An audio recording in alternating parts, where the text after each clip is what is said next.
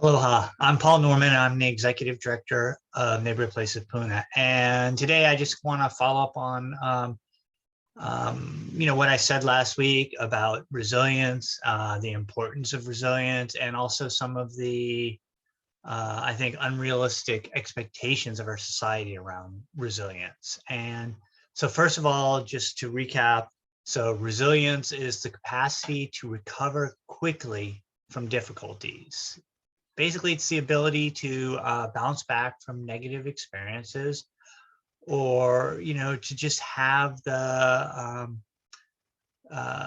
ability and the skills to cope and even grow through stressful times. And as I mentioned last week, of course, resilience is very hard when you're already living on the edge, when you're already, just struggling to make ends meet. But at the same time, there are some things that, that you can do, that we can each do, to help build resilience. And, resilience to some degree is a learned skill. Sure, there are people who have a knack, but really it's something that needs to be practiced and on a daily basis, with little difficulties, so that when bigger stressful events arise in your life, you have the skills in place. And some of the things that contribute to resilience, of course, super basic: making sure you're getting enough sleep, eating as healthy as you can, and exercising. And I realize that there are lots of reasons that people are challenged with any one or of those things, which is why it's good not to have just one thing that you're cultivating, right? So if for whatever reason you can't get enough sleep, then try to make sure that you're getting a little bit of exercise in, and that you're eating as nutritious as you can. And same thing with food. If you're, for whatever reason you don't have a lot of nutritious food, access to a lot of nutritious food, then trying to make sure you're getting sufficient sleep, trying to make sure that you're moving your body a little bit. And we're not talking about great heroic feats when we talk about exercise. We're talking about just moving your body on a regular basis. And one of the other things that can be helpful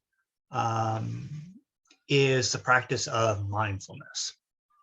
And mindfulness is super trendy right now. I personally, when I hear the term, I have a little bit of a knee-jerk reaction to it.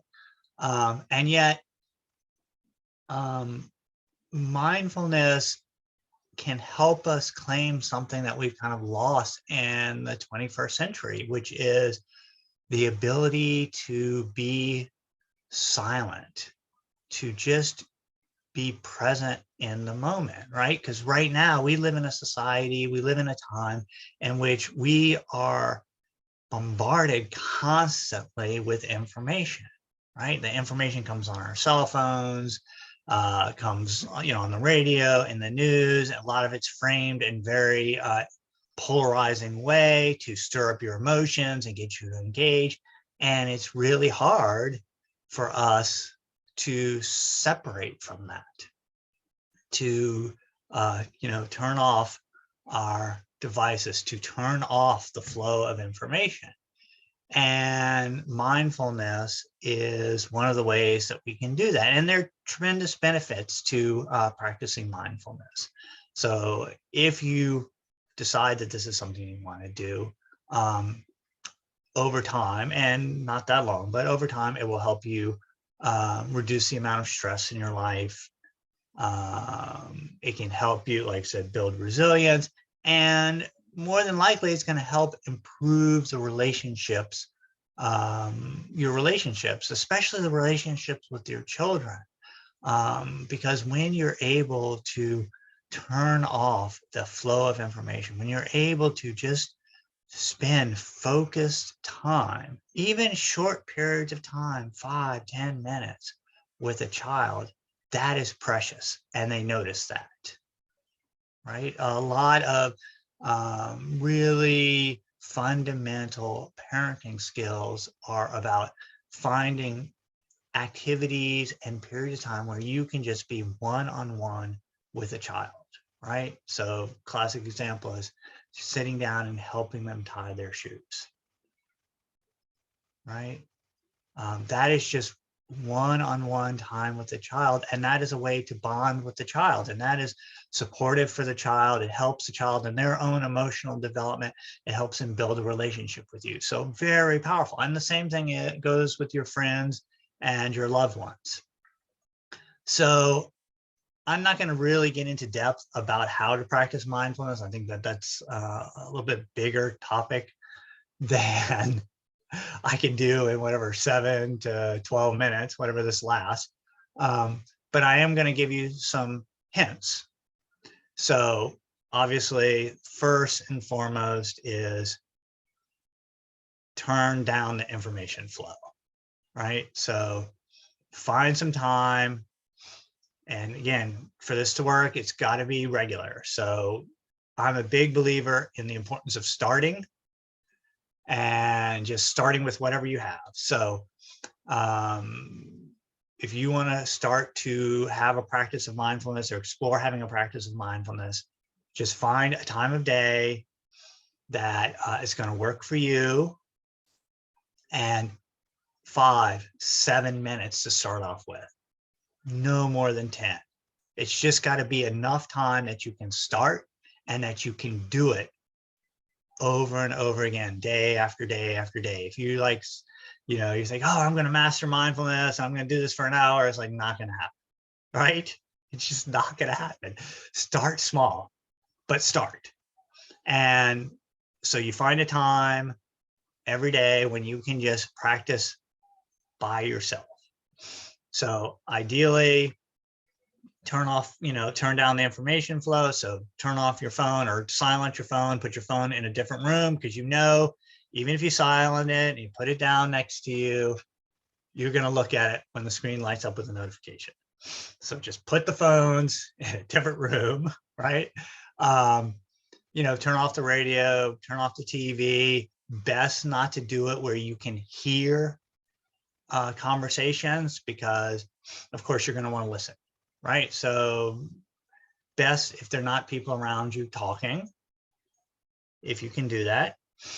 And so you find a space that is mostly silent, and you get comfortable, and you just start to pay attention to what's going on in your body and around you at the moment, right? And for most of us, this is phenomenally boring. We're used to getting a lot of stimulus, and it's really boring, even for 5 minutes or 7 minutes, just to sit and be aware of your breath and the sensations in your body and the sounds around you, whatever the sounds. I live out in the country, so there are lots of nature sounds, but if you live in the city, there might be car sounds, city sounds, whatever those sounds are. If you're in a building with air conditioning, you'll hear the air conditioning.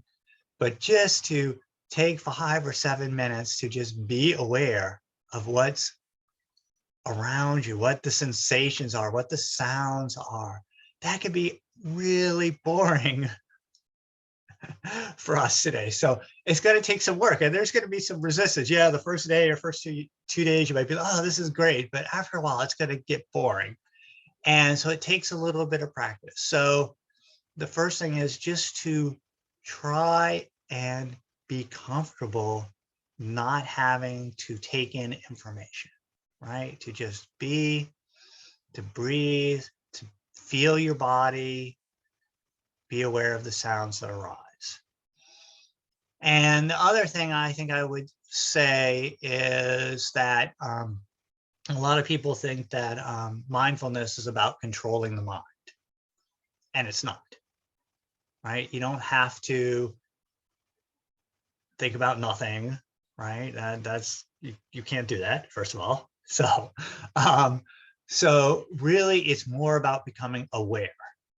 So as you're sitting or laying down or walking or whatever you're doing, and without your devices, without taking in information, you're just aware of your breath or the sounds around you. And of course, the mind is going to generate thoughts. I mean, that's what the mind does, right? Thoughts are to the mind like sounds are to the ear, right? Thoughts arise and the mind engages them, right? Sounds arise, the ear engages with it. So thoughts are just part of the mind. And the thing that to be aware of is you're just watching the sound, the thought, in the same way that you would be like hearing a sound but not engaging with it, like, oh, that's a pretty bird, or that's an ugly bird, or that's a pleasant sound or unpleasant. No, it's not doing that. It's just hearing the sound. And same thing with the thoughts. It's just thought is arising, just thoughts arising. You don't want to wrestle with the thoughts. A lot of people get stuck in judging their thoughts, so that's just thinking on top of thinking. No, they're just thoughts that arise, right? So you've turned off the information stream, which I think is the most important thing. You've set aside 5 or 7 minutes to just be still, to be quiet. You're listening to the body. You're aware of the sounds and sensations arising in the environment around you. And you're aware of, but not engaging with, the thoughts that are arising in the mind. And that's kind of it in a nutshell. I mean, I encourage you to actually search around the internet and find somebody who's going to teach it, or that can teach you it in more depth. But the most important thing when we talk about mindfulness is finding a way to create the space in your life to just be, right? To just be in the moment. I think the old phrase is to be alone with your thoughts, right? To have that spaciousness, to allow the opportunity to be bored, right? We're so afraid of being bored that we fill our lives with distractions, right? But we need that boredom. We need that space to be able to handle the stress of life, because life is really stressful, right? There are a lot of challenges, good and bad, but we need that spaciousness. And when things get crazy, when you're under a tremendous amount of stress, when you need your resilience, you need to have a way to take a break, right? Because, I've been through multiple disasters. I know after a disaster, it feels like there are 1,000 things to do and your mind is just spinning, spinning, spinning.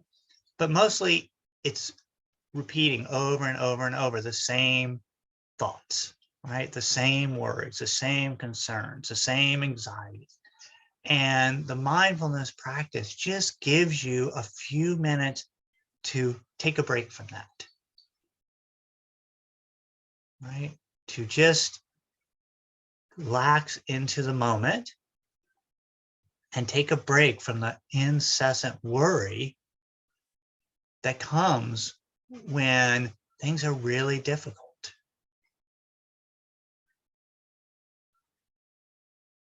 Right? To appreciate the moment. And that's the thing that we miss so much, is we fill our lives with, all of this information, all of this input, all this activity, and we miss that when we're still, that stillness is very full and rich. And I know that sounds contradictory, but in the silence, in the stillness of the moment, there is depth and richness and joy to be found there. But to get there, we have to detox a little bit, right? We have to detox from the information overload and our constant distractedness. And that's what the kind of daily practice of mindfulness starts as. It's the detoxifying process. And detoxing is not fun, right? It's hard, it's challenging. But I promise you, if you're able to persevere, again, just a little bit every day, that you will begin to find some deep joy in your life. You will begin to find that you crave those periods of just resting in the moment, right? You will be able to take little mini vacations on a daily basis in your life. And the people around you will start to notice, right?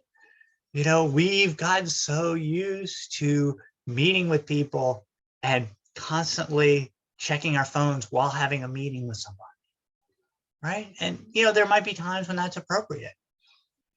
But people notice that you're not paying full attention to them, right? And when you give them another person, especially a child, your full attention, you are sharing some of that inner joy and peace that you found. And I know that the practice, you know, any practice that you have to do on a daily basis is hard. And it's easy to get, to take it for granted. And I know that for some people, the practice just isn't the right practice for them. But again, you know, when we talk about building resilience, you know, it's not just one thing. So again, you know, getting enough sleep, super important if you can. Eating nutritious food, important if you can, right? Getting some exercise every day if you can. Practicing mindfulness every day if you can. And then, of course, doing the other things, you know, making sure that you have a little bit, if you have a little bit of savings, you know, you try to build a little bit of reserve into your life. But you can't count on those things, right? Right? But you are, no, as long as you're alive, right? Your mind is with you, your body is with you. You need to, that's the thing you can practice with. So I hope this has been helpful.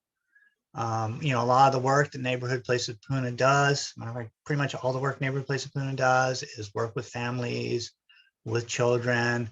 We try to help parents be successful, to thrive, to find the resources and skills that they need to be able to raise their children in a safe, stable, and nurturing home, and teaching parents skills like these, like mindfulness, stress management, how to be resilient, how to succeed.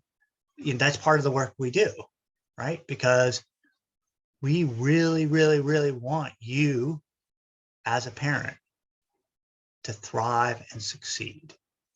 So if you're interested in the work that Neighborhood Place of Puna does, please visit neighborhoodplaceofpuna.org.